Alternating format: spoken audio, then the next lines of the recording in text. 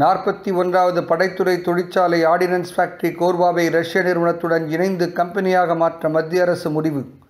படைத்துறை தொழிற்சாலைகளை தொடர்ந்து நிர்மூலப்படுத்தும் மத்திய அரசை கண்டித்து பிப்ரவரி 27, 2019 அன்று நாடு தழுவிய கருப்பு தினம் என்று AIDEF மற்றும் INDWF ஆகிய சங்கங்கள் கூட்டறிக்கை வெளியிட்டுள்ளன.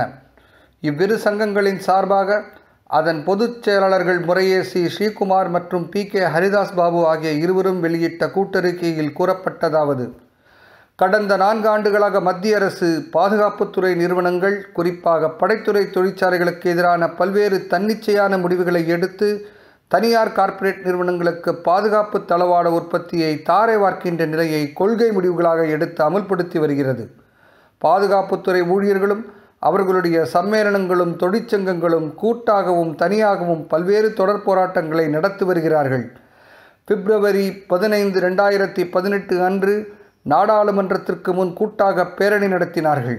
கடைசியாக 3 சம்மேளனங்களும் கூட்டாக இணைந்து ஜனவரி 23, 24, 25 ஆகிய தேதிகளில் 2019ஆம் ஆண்டு 3 நாட்கள் வேலைநிறுத்தம் நடத்தியது. ஆனாலும் மத்திய அரசு தனது முடிவுகளில் எந்த மாற்றத்தையும் ஏற்படுத்தாமல் படைத்துறை தொழிற்சாலைகளை கடும் நெருக்கடிக்கு உள்ளாக்கியுள்ளது. 2019-20ஆம் ஆண்டிற்கான முழுமையான ஒர்க்லோடை இதுவரையிலும் ஒதுக்கீடு செய்யாமல் ஏமாற்றி வருகிறது. படைத்துறை தொழிற்சாலைகளை பலப்படுத்தி விரிவுபடுத்தி புதிய வேலைவாய்ப்புகளை உருவாக்குவதற்கு பதிலாக படைத்துறை தொழிற்சாலைகளையும் அவற்றின் உற்பத்தி பொருட்களையும் தனியாரிடம் முழுமையாக ஒப்படைக்க அரசு தீவிரம் காட்டி வருகிறது.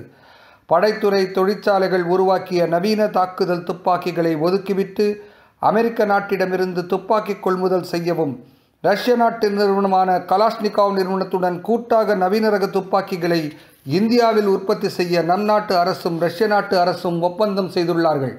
இதன்படி அமேதி மற்றும் ரேபரேலி நாடாளுமன்ற தொகுதிகளுக்குட்பட்ட அமேதி என்னும் இடத்தில் அமைந்துள்ள 41வது படைத்துறை தொழிற்சாலையான ஆர்டினன்ஸ் ஃபேக்டரி கோர்வாவை மேற்கண்ட ரஷ்ய நாட்டு நிறுவனத்துடன் இணைந்து கூட்டு முயற்சி என்னும் பெயரில் கம்பெனியாக மாற்றி அமைப்பதற்கு மத்திய அரசு முடிவெடுத்துள்ளது.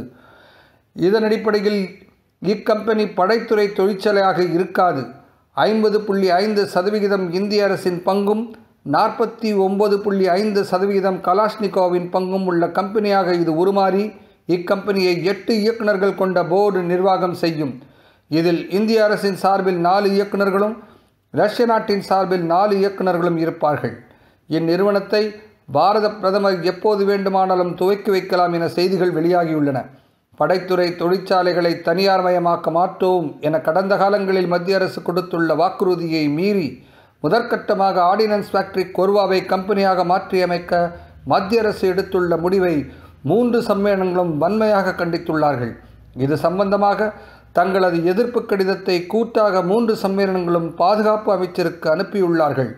ரஷ்ய நாட்டு தொழில்நுட்பத்துடன் நவீன ரக துப்பாக்கிகளை உற்பத்தி செய்ய ஆவடி டாங்கி தொழிற்சாலையில் ரஷ்ய நாட்டு தொழில்நுட்பத்தை பயன்படுத்தி T-72 மற்றும் T-90 டாங்குகளை உற்பத்தி செய்ததைப் போன்று படைத்துறை தொழிற்சாலைகளிலேயே உற்பத்தி செய்யும் வண்ணமாக ரஷ்ய நாட்டோடு இந்திய அரசு செய்துள்ள தன்னிச்சையான ஒப்பந்தத்தை மாற்றி அமைக்க வேண்டும் எனவும் வலியுறுத்தப்பட்டுள்ளது.